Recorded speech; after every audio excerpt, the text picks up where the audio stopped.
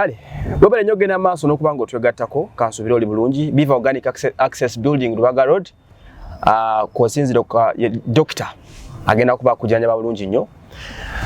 Ndi n'omwana omuwala omukyala oli utya? Ndi bulungi. Omu ku ba YouTubers be tulinawo abawala abasobola okustandinga mu industry. Thank you so much. Obulamu ne butambula. How are you doing? I'm all right. Ono ye mukyala Hadija Kigozi okuva ku HK Media. Thank you so much. How is life? Life is okay. Obulamu bulungi. Obulamu bulungi. You're looking smart and good. Abalabi bawaswa Emma.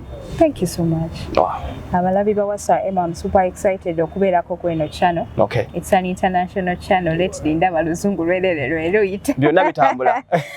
Webala nnyo bakwada okusupportinga n'okundaba. Okay. I'm super excited to be here. How is life in Uganda? Uganda is good. Okay. Lwakuba nti eri a bit expensive. Eri a bit expensive. Yeah. Kyogamba esinga Dubai okuba ebbeeyi. Dubai ya bei naye sente ze Dubai bw'oba ozikozesa oziraba nga zigenda kuddawo enkya. Ate ekyokulala teziruma.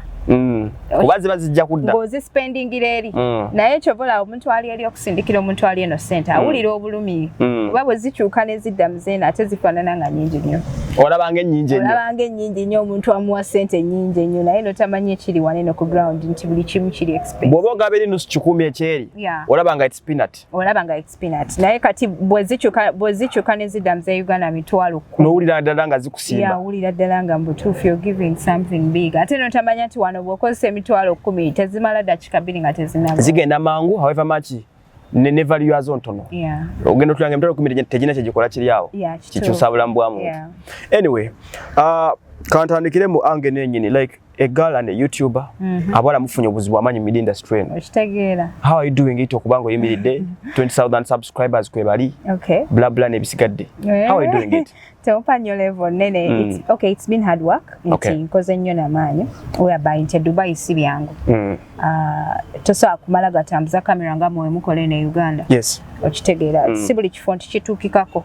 Okay. Okitegeera naye it's hard work. Nakwewaayo nti ova ku mulimu n'ofiirwa otulo n'ofiirwa okulya n'ogamba nti abantu basuubira nti I have to bring something new. Okay. N'ogenda n'okola. Nkufuna bulungi.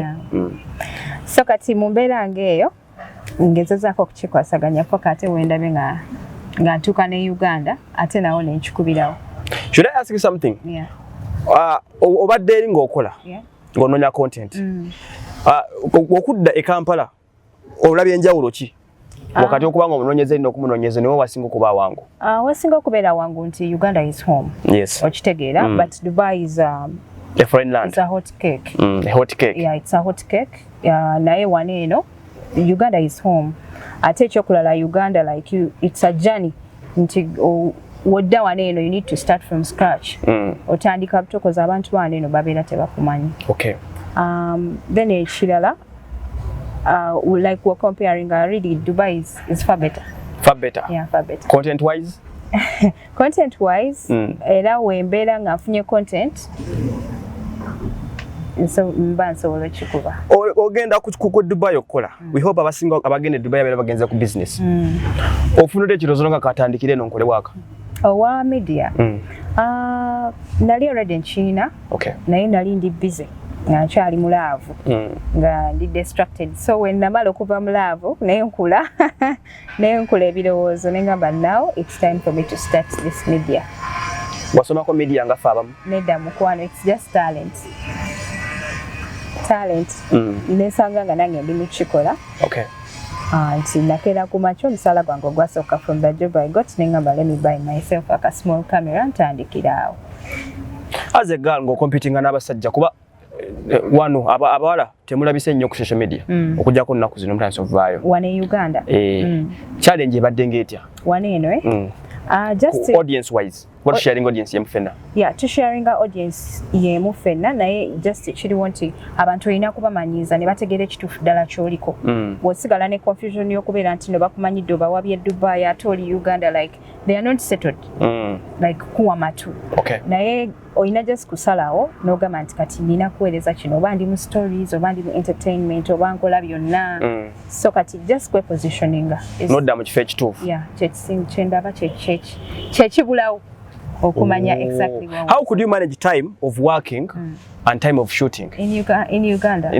Not in Uganda, there In Dubai. Yes. Of course, time is not so well manageable.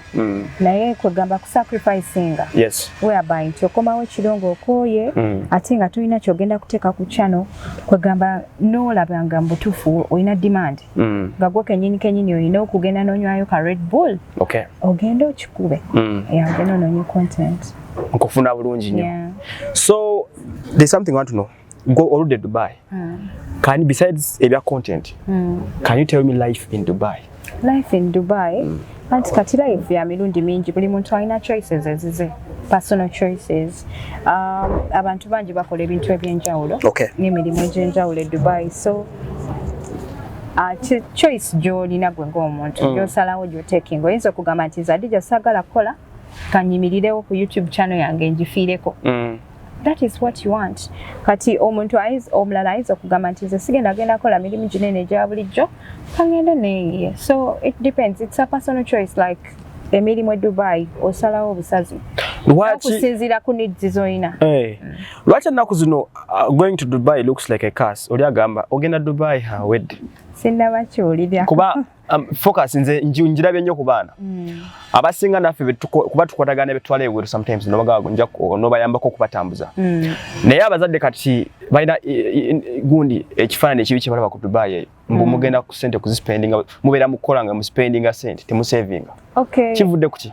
Ndooza kale kisinziira population ndooza eri e Dubai. Abaana abasinga ndooza kale kyako ebyo bye bakola. Oba oliawo naye nga n'abafunyemu e Dubai bangi. Bangi bo. Abeconstructinze bangi.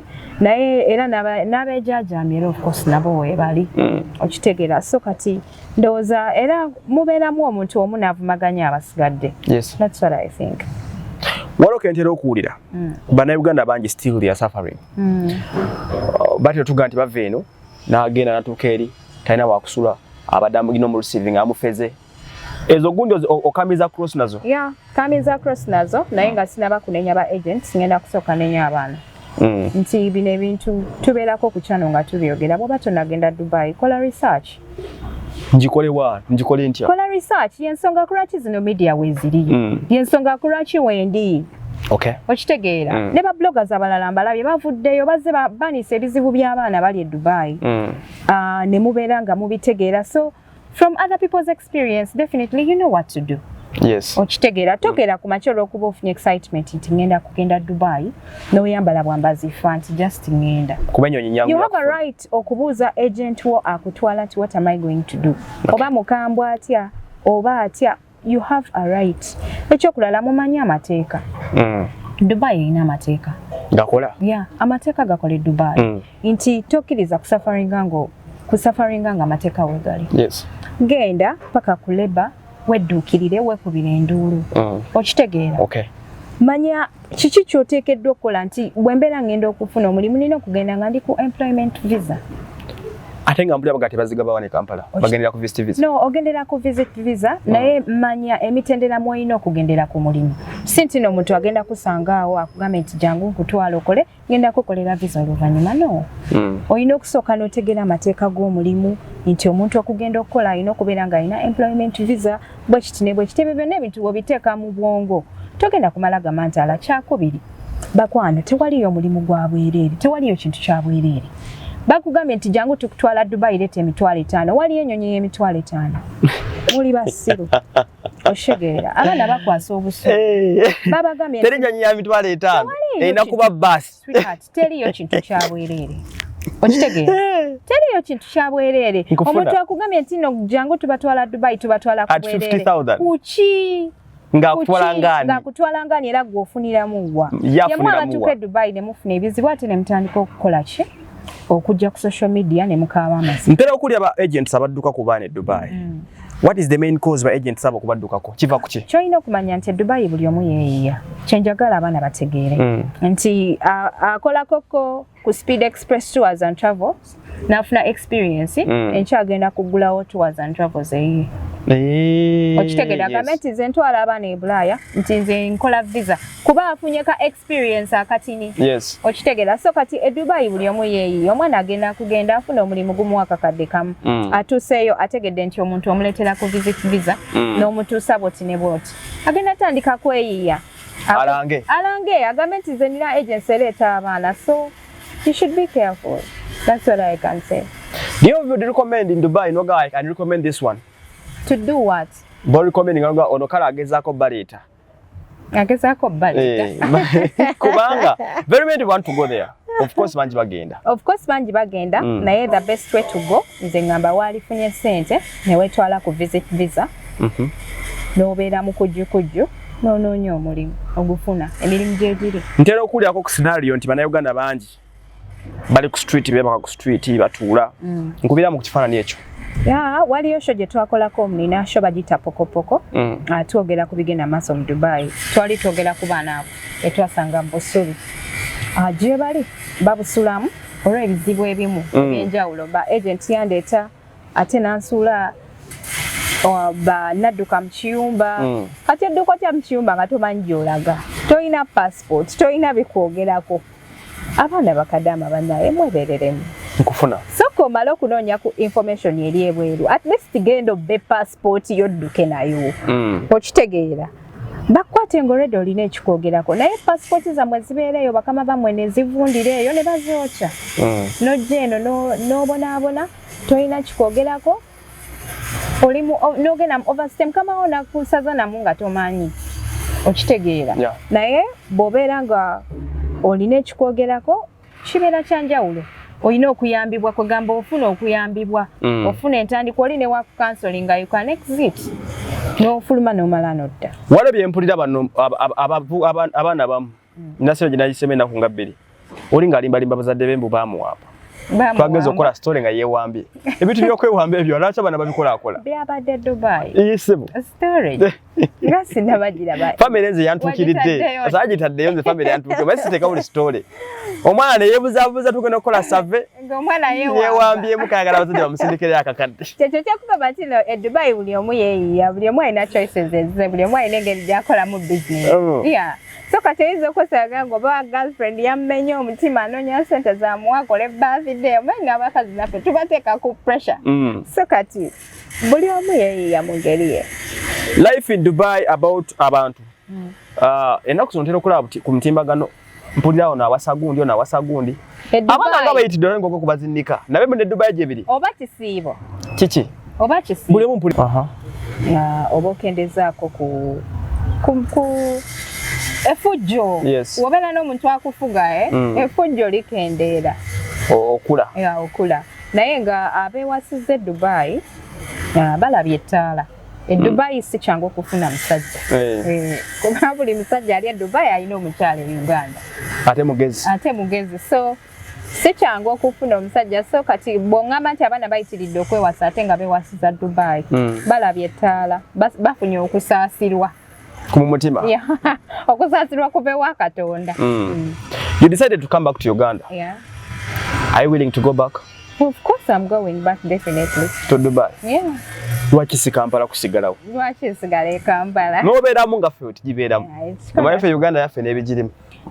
Uganda nnungi sigirinaako obuzibu naye nti emirimu gyange egisinga gye nkola giri eri so kati tekiri mu sitaani wemba nga ŋŋendako eri n'enkola nemmala n'enkomawo kuba ne Dubai nayo ninayo ba fans ate kati wanena I'm just building an empire which empire needs a lot of time kati kibeera better if I go nembeera nga ŋŋenda nga mwenzira kati ogenda kufuuka traveler of course nga bw'ogenda bw'odda mwana maama mufunye sente njagala bwenkula nange mbafaanane sente tukyazikola sente yekola sente nkitegeera sente yekola sente bw'obeera weetaddemuko nga katiketi ngaako n'ogenda no-fetchinga content you obeera a bit different from the ordinary bloggers bemumanyi naawe Emma bw'onasituka kwano n'ogenda ke South Africa n'onoonya ku content we South Africa ojjawulira nga mu butuufu you need even to go ogendeko ne China ogendeko ne Turkey okitegeera nkyabulamu tokyabulamu yabwe banene kati ng'onkyaziza Emma nali badde nze nkukyaza bwe banene b'okuno nkyabulamu sinnagenda Dubai ensi yo nange genze Dubai Emma yekera nabatuukayo yeah Dubai is actually cheap obeera nga osazeewo okugenda abantu balekerawo okulaba abantu nga abagenze Dubai ne babafiirako ne babaloga ne babalemesa obulamu okitegeera n'obanga ogenze mu USA Dubai ya bulijjo Dubai ya bulijjo yafuuka ya bulijjo kubanga it's just 6 hours eza travel kumpi naye omuntu agenda n'akufiirako olw'okuba oyita ku kisaawa awo n'akufiirako n'akulemerako abaana bangi bagwiridde eddala ku kisaawa okwo lw'abannayuganda bannaabwe balogaloga bayisaamu ne families gye tuva okitegeera so kati Dubai mukirabe nti kya bulijjo muve ku baana bagende beeyiye bakole naye kambuze oli muwala ndaba oli so strong hearted oyogeza amaanyi olinga politician what makes Hadija Kigozi a different person engeri yogeramu si ya bulijjo simanyi naye bwentindoza just when nakula oba toyogeza amaanyi n'obukambwe are you sure ndoza just bwentyo bwe nakula bwentyo simanyi lwaki naye nga bwentyo bwentyo era mbalengera obuuliza akabuuza nti gw'okwanika gwe bakunyonyola naye n'owuliriza teyagala okugamba nze nikiti nimalayika omusajja aweba maaki oli mukambwe bwajja okunyonyola owuliriza webale nnyo so omusajja ye ate kyayawukana nnyo ku bintu ebirala bye tukola osobola okwekubya emizimu n'oyomba n'obuuka n'oddeno n'eri naye ku musajja kyanjawulo there is something you've been always telling me oli wa Hadija Emma sina lugero ngina kwambala nti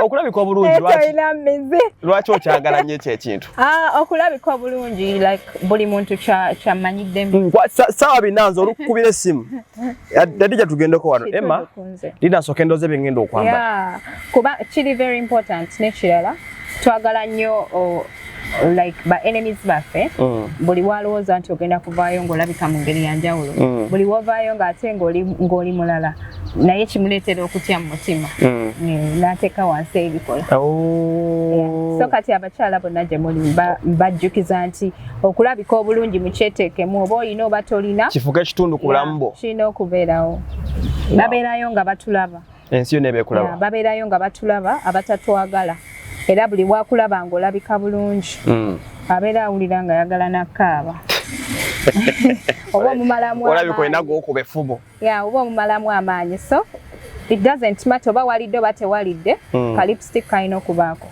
naye oba oli muyala mateeka kwegamba oba olinye booda oba okoze otya mateeka olina okuva ku booda n'oyingira wano buli omu n'alowooza opakinze ebweru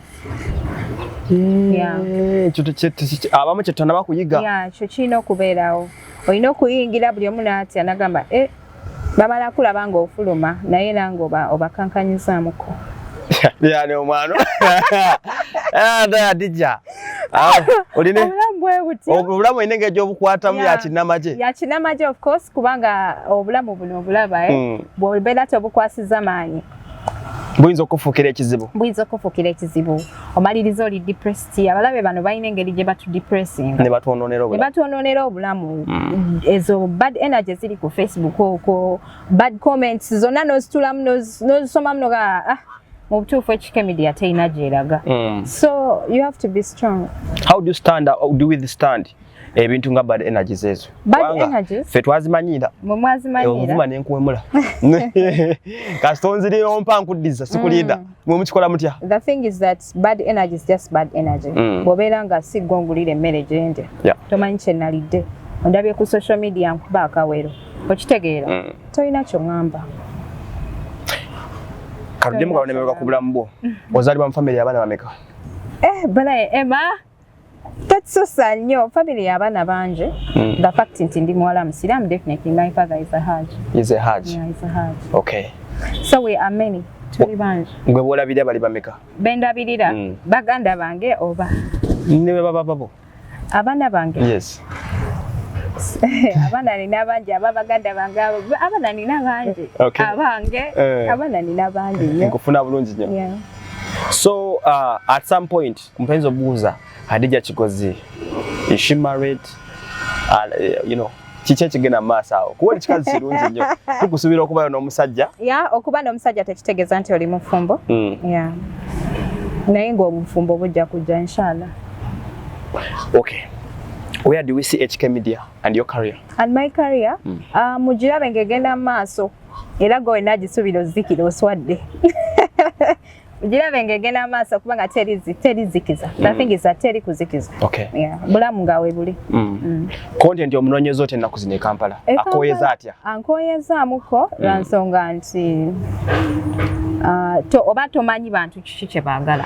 Obaleetera ku celeb n'olowooza bagwe baagala. Ne batamulaba. Aye n'oleeta wa bulijjo. N'oleeta wa bulijjo ate ne bamulaba nnyo. Ate n'obaleetera leero wa bulijjo ate ne batamulaba. Ate n'enkya n'obaleetera ku kivulu ate ne bakiraba nnyo. So like ali a bit confusing. It takes time okutuula n'ogamba nti kati ddala kinene abantu kye bantegeereddemu. Okay.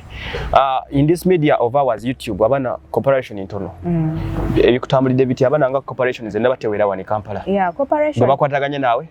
Corporation tewera naye era bakwataganye nange abatono we bali kati gwe tokwataganye nange. Nze ndinayo good vibes. Sawa bina. So era mpita beast eva fawagwa fegula okutereza mbeera. Yes, so kati era ndabyeko ne ku channels z'abantu abalala. Sijja ba mentioninga naye ngo ndabyeko ne ku channels z'abantu abalala ondabyeko ku TV. So ekibi tekiba kibi kyonna. Okay. Mubeeramu n'ekirungi. Anyway, ng'omwana omuwala, I just love you to give one of the last remarks Noganti. Abawala bali myaka gyo. Bangi obulamu balemeredde. Babulaba nga buzibu. Tebanyi kya kudecidinga. Kituufu. Tubuulireko ku bukodyo bw'okwesanga gwe omuntu bw'obuyinza sharingako nabo. Nabo bayimirirewo nga gwe. Kituufu, ekisookera ddala confidence. Kasita confidence ekugwamu ng'omuwala omanyi ogudde. Kubanga bw'obeera tolina confidence tojja kusobola kuyingira mu kifo obeereko nakyo osaba. Tojja kusobola kuyimirirawo ng'omuntu weeyimiririrewo. Ne we banaakuvuma tojja kusobola kwedefendinga. So first of all olina okubeera ne confidence. Then secondly olina okubeera nga okwekiririzaamu is confidence. Yes. Olina okubeera ng'oli hard working ate nga bw'ogamba nti kino ekintu ngenda kikola ng'okituukiriza. Otherwise bw'ogamba nti ngenda kukola bwe nti and then nokirowoozaako notakikola tojja kukikola forever. So wobeera ng'olowoozezza ku kintu making sure kino tinga down n'okikole kituukirire. Thank you so much for being here. Webale nnyo okujja n'enkostingako. Twakola akalamu kano emyezi 2 egiyise. Paka finally show erabiseeko. Kicho manyi ku Emma. Emma is a nice person. Okay. Bwakisa whereby it is one of the bloggers abasoko kunkubiranga nakatuuka wano. Simanyi gye wajja namba yange Emma. Mbeeranga munze. Nsonda ng'ambalaba. Yo bayalyane. Simuju. Nayenze nagiya negifuna. Nonkubirako ne tu meetinga but then buli kanaku mbadde nga sikulaba. Okay. But before I go, allow me to thank my viewers, abantu abali ku channel yange, n'abapya abalaba nti nsaanira. Hadija Kigozi page. Hadija Kigozi ku Facebook, ku Instagram, ku Twitter ne ku YouTube. You can come and follow me.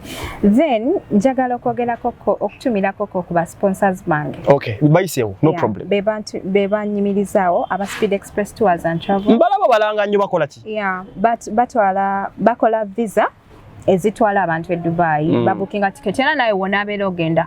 Gendayo wali ku office yaffe Kampala Road obeerenga ofuna ki? Visa ne ticket ya Dubai. Bakubukingira hotel, bakola airport pickups wane Uganda neeri. Baina ne agent banking ya Equity Bank. Okay. So kati mubeesige mubatekemu obwesigwa ate nga wane Uganda offices zaffe zakyuse okuva ku Lumumba Avenue okudda ku Kampala Road. Okay. So okulira na Uganda House. Kumpi nnyo gendayo berengo ba support. So gwe main brand ambassador waabwe? I'm one of their ambassadors. Simanyo bawa. Anze kugenda ba. Yale omulala. Then never kama banga ba Roast Coffee Academy Emma. Bakola ki? Bambereddewo nnyo. Baneno bayigiriza nga bola bantu academy. Puli bayita ba barista. Basomesa bano bwa barista. Teka kyo barista bufuna. Barista y'omuntu akola coffee. Bw'obumuli bw'olaba ku kyayo barista ya bukola. Basomesa abana okubo bw'obumuli. Okay. So kati omuntu alina omulimu gwa barista e Dubai asasulwa ka center akawera. So bw'ova waneeno ng'ate ofunye ka course na kuva mu Roast Coffee Academy mukwano. Ate obeera ogenda kikubira ku level ya waggulu. Weewaawo. So kyekyo mubeere bulungi mwera.